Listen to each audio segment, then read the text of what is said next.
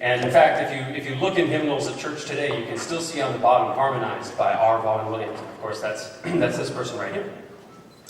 He wrote English Folk Song Suite in 1924, the piece you just heard. And what we're going to do is we're going to play a small excerpt from the first movement that you would have heard from the English Folk Song Suite. And we're going to do that right here.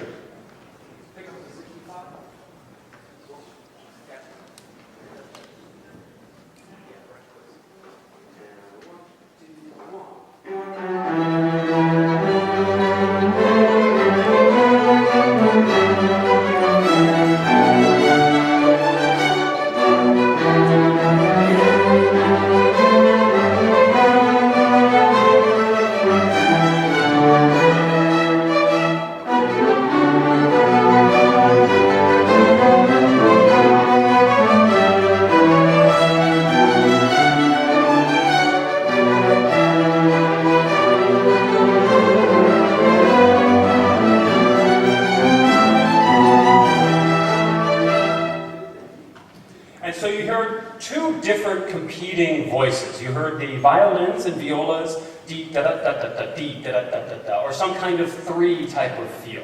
And then you heard the cellos and the bass. Violas, do you have that, the cello and bass part too? Sorry. You just heard the violins have that three feel. 1, 2, 3, 4, 5, 6. 1, 2, 3, 4, 5, 6.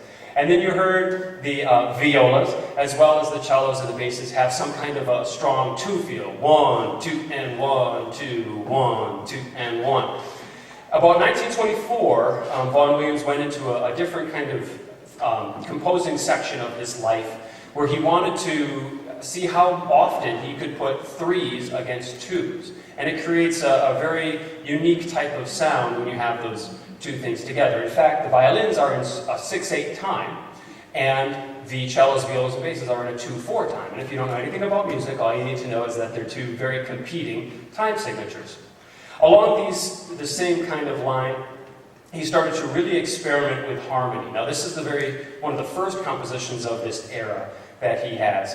And that went about 11 years to 1935, and it culminates in his Symphony No. 4. If you have time tonight, you don't have to listen to much of it. Listen to the first 20 seconds. It's on YouTube, and you'll hear it sounds about as modern as anything that could be written today. It's almost an assault on the ears, how much the harmonies clash, and there's so much dissonance involved with that.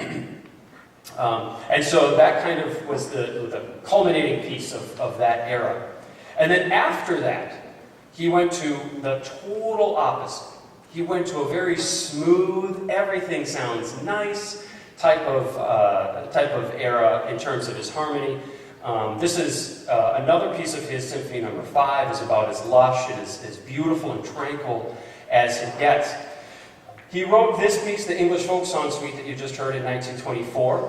He took one of the tunes that you heard the cellos, violas, and basses play, boom, boom, boom, boom, boom, boom. He took that from the English hymnal that he had written back in 1906, or that he had harmonized back in 1906. And then what he did in this completely different era, he took that exact same tune and he slows it way down. In fact, I'm going to put the violas, cellos, and basses on the spot here and have them play it really super slow for you.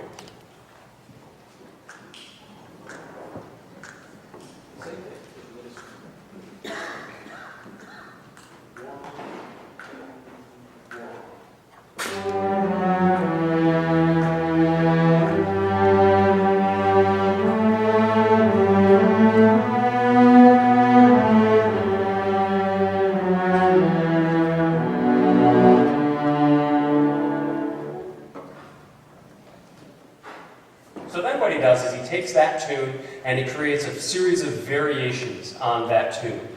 That hymn tune is called Dives and Lazarus, and he takes that tune and very beautifully sets 5 variations or variants on that theme. Some of them are very beautiful, lyrical, some are very witty, but it's all still also retains that kind of 3 feel versus 2 feel in as many different kind of layers as possible, all while being very lyrical and very calm. And so we're going to continue tonight with a piece that was directly linked to the piece you just heard with the string orchestra. It's called Five Variants on Dives and Lazarus.